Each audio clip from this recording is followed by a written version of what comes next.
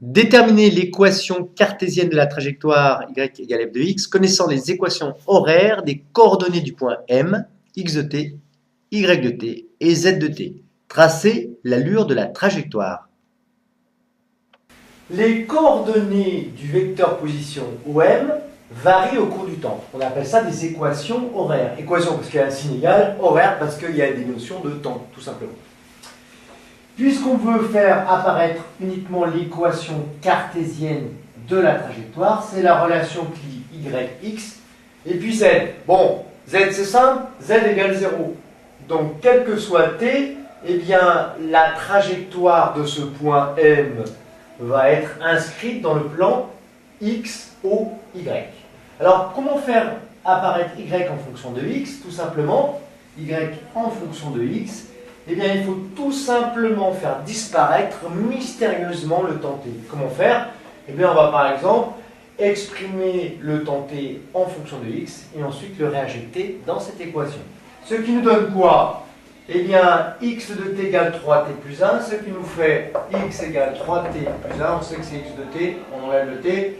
Donc, x moins 1 égale 3t, autrement dit, t égale x moins 1 divisé par 3. On réinjecte ceci dans l'expression de y, ce qui nous donne y égale 2 fois t au carré, changement de stylo, t au carré, le voici, le voilà, x moins 1 sur 3, le tout. Ce qui nous donne y égale 2 fois x moins 1 au carré divisé par 9.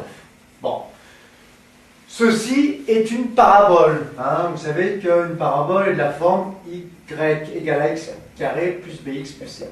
Donc la trajectoire est une parabole. Traçons-la rapidement. Donc on prend des points simples. Le point M0, eh bien à t égale 0, on a quoi? On peut le prendre ici. T égale 0, eh bien nous avons y égale 2 neuvièmes fois moins 1 au carré, c'est-à-dire 2 neuvièmes. Donc pour x égale 0, y égale 2 neuvièmes, et puis z égale 0, évidemment. Ensuite, on prend un point M1. Le coordonnées, x égale 1. Ça fait donc x égale 1. Y égale quoi? 0. 1 moins 1, 0. Et z égale 0. Puis on peut en prendre un troisième, puis un quatrième. Bon, pour x égale 2, qu'est-ce que ça nous donne? Eh bien, 2 moins 1, ça fait 1 au carré, ça fait y égale 2 neuvièmes. Et puis z égale 0. Donc avec ces 3 points, on va tracer le début de cette parabole. Donc pour x égale 0, y égale 2 neuvièmes, ce qui fait 2 neuvièmes, ça fait à peu près 2 divisé par 9. Ça fait 2 neuvièmes, c'est environ ici. Donc voilà le premier point M0. Ensuite, le point M1, ça nous donne 1, x égale 1, y égale 0. Donc, et z égale 0 toujours. Voilà le deuxième point. Ensuite, troisième point, x égale 2, ça fait y à nouveau 2 neuvièmes.